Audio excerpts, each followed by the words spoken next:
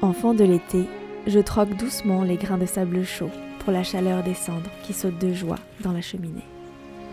J'apprends aussi à découvrir la poésie des saisons plus froides qui nous invitent à transformer nos rêves d'aventure en expéditions plus intimes. Ce sont des saisons qui acceptent de ralentir, qui acceptent de déconstruire tout leur apanage si durement travaillé et qui se donnent le droit de s'accorder leur propre jour de sabbat pour un repos nourricier.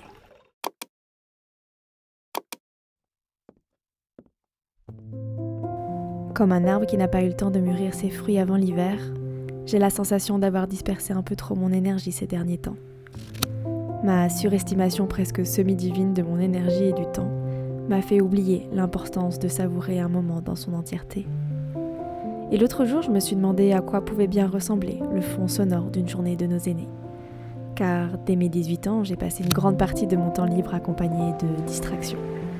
Alors, il n'y a rien de mal à faire plusieurs tâches en même temps, mais étrangement, je me retrouve à voir les jours défiler, à me sentir dépassée, agitée et stressée, et que le temps m'échappe vraiment douloureusement.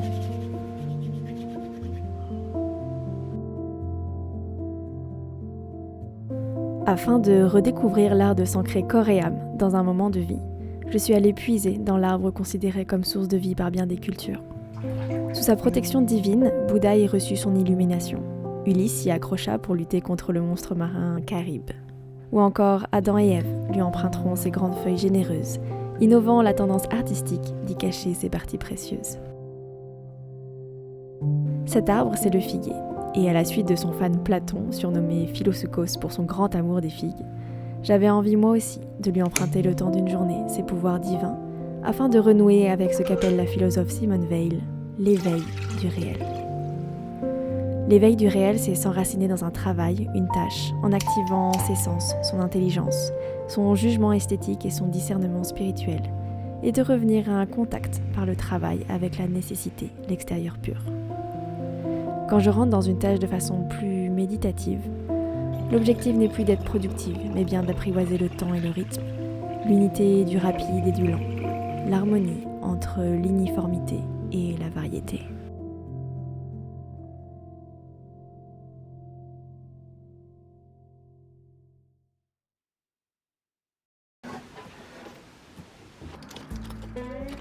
Peut-être que c'est pas quelque chose auquel vous vous identifiez, mais je trouve qu'aujourd'hui la société innove chaque année pour réduire l'écart entre notre conscience et le divertissement.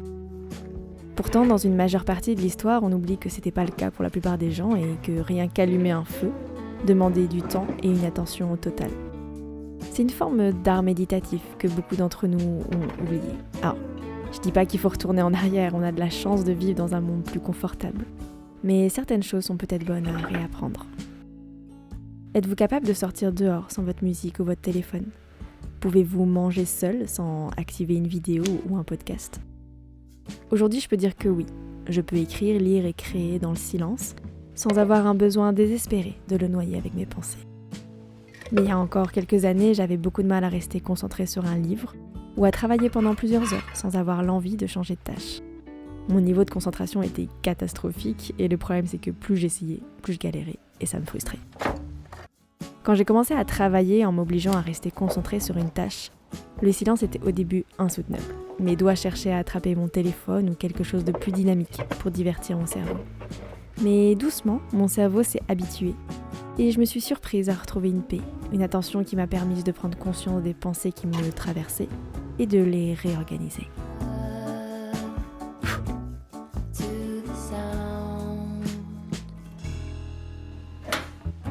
Vous pouvez commencer petit à petit.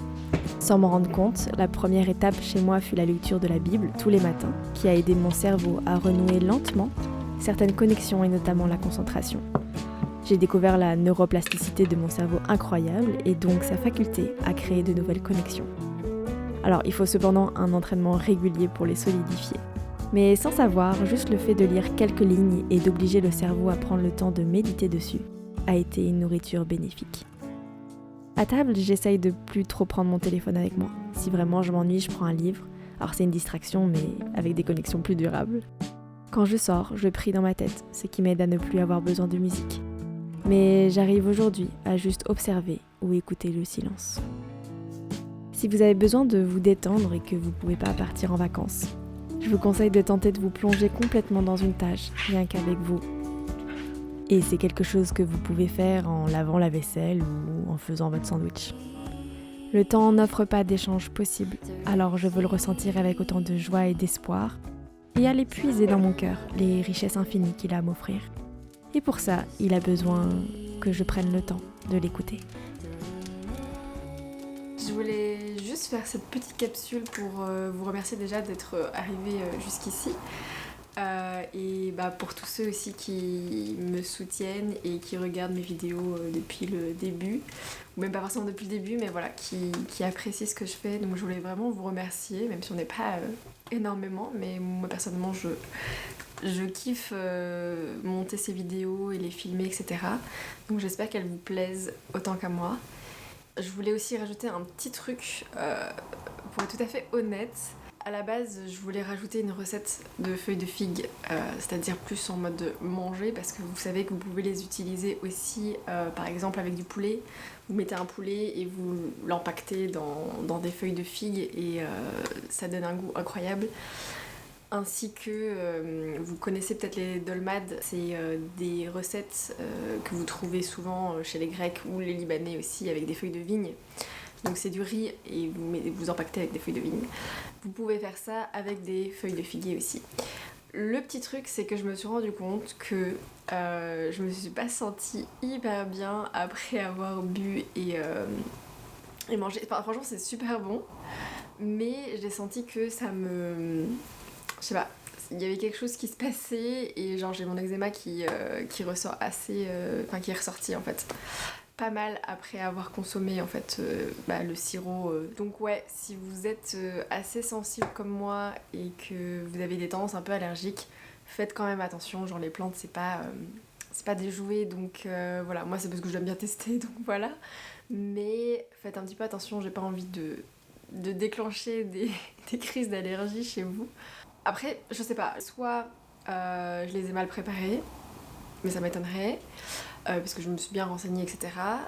Soit elles sont plus assez mûres, parce que vu que je les ai ramassées et j'ai fait ça vraiment, là il y a la dernière semaine, première semaine de novembre, pardon. Normalement c'est plus des recettes qu'on fait en été quand elles sont vraiment fraîches. Donc ça peut être une possibilité que peut-être qu'elles ne se cuisinent plus ou ne se font plus vers la fin de floraison, on va dire ça comme ça, de maturation. Et l'autre possibilité, c'est que je suis tout simplement allergique en fait à ça et que j'ai pas de chance. Voilà. Au niveau du moral et du physique, j'espère que vous allez bien. Et moi je vous retrouve dans un mois pour la dernière vidéo de l'année. Sauf si par miracle j'ai un peu de temps et je peux vous en sortir deux. On verra, ça m'étonnerait, sachant que j'ai repris des études de psychologie il y a pas très longtemps. Je vous avoue que pour mon cerveau, l'énergie est pas non plus totalement extrêmement disponible, donc je vais faire de mon mieux. Mais en tout cas, voilà, on se retrouve dans un mois et je vous fais des gros bisous. À la prochaine. Ciao, ciao!